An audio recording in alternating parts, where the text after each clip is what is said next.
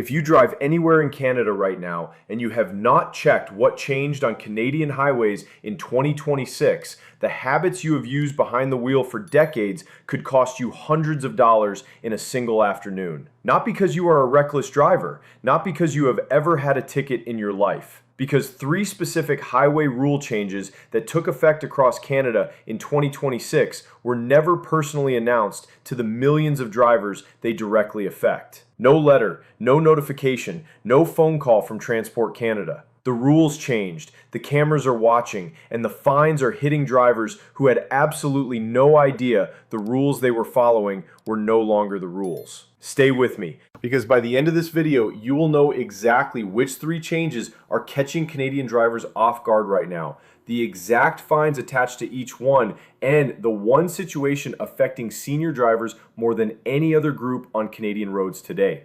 Before I get into it, tell me in the comments right now, how long have you been driving, and have you received any unexpected fine in the past 12 months? Drop your province below, because what this community is experiencing on Canadian roads right now is something every driver needs to hear. This channel exists for one reason, to make sure every Canadian knows what is coming before it costs the money they never expected to lose. Subscribe and turn on notifications now. Walter is 71 years old, retired high school teacher from Barrie, Ontario, driving since 1973, 53 years behind the wheel, not a single accident, not one ticket in his entire driving life. Last Tuesday, he was driving to his physiotherapy appointment on Highway 400, right lane, posted speed, everything exactly the way he had always done it. He passed a construction zone, no workers visible. The pylons were there, but the site appeared empty. Walter maintained his usual speed, the way he had done through empty construction zones his entire life. 3 weeks later, an envelope arrived, $642, 3 demerit points, and a notice that his insurance company had been automatically notified, triggering a review that could increase his premium by over $1,500 per year for 3 years. He told his daughter afterward, "I did not know I had done anything wrong until the envelope arrived. Nobody told me the rules had changed. And the worst part, Walter is not alone. Across Canada right now, drivers with clean records are receiving fines for habits they have maintained safely for decades, habits that were perfectly legal last year." Automatic violations today. Now here's where it gets really interesting, and honestly this next part is the reason this video exists. 3 specific rule changes are generating the most fines across Canada in 2026. None were widely communicated to existing license holders. All are catching drivers who genuinely believed they were following the rules. Tell me in the comments right now, did you know the construction zone rules had changed? Yes or no? Drop your province below. Rule change number 1, construction zones, and why empty sites are now the most dangerous places on Canadian roads for your wallet. For decades, Canadian drivers understood construction zone limits applied when workers were actively present. You slowed when people were working. When the site appeared empty, most drivers eased through at a speed that felt appropriate. That understanding is no longer legally valid. Across Ontario, British Columbia, Alberta, and Quebec, construction zone speed limits apply the moment you enter a marked zone, whether workers are present or not, whether the site looks active or abandoned, whether it is 2 in the afternoon or 2 in the morning. The pylons and posted signs are legally sufficient on their own. In Ontario, a first offense inside a construction zone carries a minimum fine of $360 for 10 kilometers over, rising to $642 for 20 kilometers over, plus 3 demerit points, plus automatic insurance notification. In Alberta, construction zone cameras on Highway 2 between Calgary and Edmonton are mailing tickets without any officer interaction. The camera records the speed. The system checks the registration. The envelope arrives at your home. Many senior drivers were specifically taught that construction zone rules applied when workers were present. That teaching was accurate when they learned it. It is no longer accurate today. The rule changed. The driving education did not. The fix is simple. The moment you see the first pylon, reduce to the posted limit. Not when you see workers. The moment the pylon is visible. That single habit change eliminates the most common source of unexpected highway fines in Canada right now. Rule change number 2, distracted driving, and why the definition now covers behaviors most drivers have never considered illegal. You know that using your phone while driving is against the law. What most Canadian drivers do not know is that holding is now enough.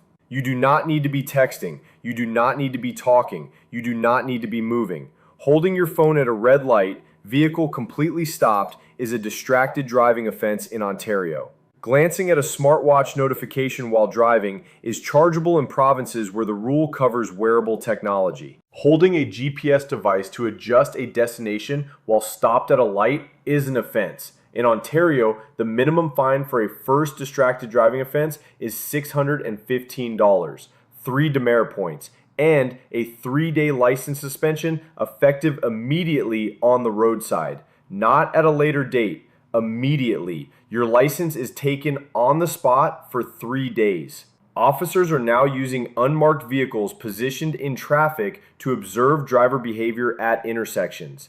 Elevated cameras are capturing in-vehicle behavior at resolutions that were not available several years ago. The situation catching the most senior drivers. Many seniors use their phone for navigation, placing it on their lap or in their hand to reference directions at intersections. This habit feels completely safe. It is legally indistinguishable from texting under the current rule. The phone in the hand is the offense. Intention is not a legal defense. The fix: mount your phone before you start driving. A dashboard mount costs $5. It keeps navigation visible while eliminating the handheld offense entirely. $5 versus $615. Tell me in the comments right now, do you or someone you know use your phone for navigation while driving? Yes or no? I am reading every single comment. Rule change number 3, the move over law and the camera enforcement most drivers did not know was watching. When you see any vehicle with flashing lights stopped on the side of a Canadian highway, you are legally required to move to the furthest lane and reduce your speed significantly. This law is not new. The camera enforcement is. Roadside cameras are now being used as legal evidence for move-over violations across Ontario, Alberta, and British Columbia. A vehicle recorded passing a stopped emergency or service vehicle without moving over receives a ticket by mail. No officer, no stop, no warning. In Ontario, the fine for a first move-over violation is $490 plus 3 demerit points. Second offense, $1,000 plus 6 demerit points and a possible suspension. And here's the detail most drivers have never been told. The move-over requirement does not apply only to police vehicles. It applies to any vehicle with flashing amber lights on the shoulder. Tow trucks, roadside assistance, highway maintenance crews. Every flashing amber light on the shoulder is a legal trigger. A driver who passes a tow truck on the 401 shoulder at full highway speed without moving over has committed a move-over violation. The camera recorded it. The ticket arrives 3 weeks later. The driver has no memory of the moment. When you see any flashing lights on any Canadian highway shoulder, move over and slow down. Every time, without exception. Now, the situation affecting the most senior drivers right now, and it has nothing to do with any of these 3 rules. It is the license renewal notice. In Ontario, drivers who turn 80 must complete a renewal appointment, including vision and cognitive screening. The notice arrives by mail approximately 90 days before the license expires. If the appointment is not completed before the expiry date, the license automatically becomes invalid on that date. No grace period, no warning, invalid immediately. And here's what is catching seniors who did everything right. The renewal notice goes to the address on file with the licensing authority. If a senior moved and never updated that address, the notice went to a previous address. The senior never received it. The license expired. The first time they discover the problem is a traffic stop. In Ontario, driving with an expired license is $260. Driving on a suspended license between $1,000 and $5,000 for a first offense. Check your license expiry date tonight. If it expires within 12 months, contact your provincial licensing authority immediately. Confirm the renewal process for your age. Confirm the address on file is current. This 5-minute check could protect your independence and your driving record. Here is your action checklist. 1. Enter every construction zone at the posted limit the moment you see the first pylon, workers or no workers. 2. Mount your phone before your engine starts. Never hold it while the vehicle is in drive. 3. When you see any flashing lights on any highway shoulder, move over and reduce speed. Tow trucks count, maintenance vehicles count, every flashing amber light counts. 4. Check your license expiry date tonight. If it expires within 12 months, call your provincial licensing authority and confirm your renewal requirements and your address on file. What surprised you most from this video? The construction zone rule applying to empty sites, the distracted driving charge for a phone held at a red light, the move over camera enforcement, or the license renewal situation? Drop your province and your answer in the comments. I read every single one. And if this video helped you, hit the like button right now. 1 second. It is the only way this reaches the next Canadian driver who is about to learn these rules the hard way. Walter paid the $642. His insurance review is ongoing. He called his son afterward and said, "I drove for 53 years without a single fine. I would have done everything differently if someone had just told me the rule had changed." You now know the rules have changed. Drive accordingly. Share this with someone before the envelope arrives.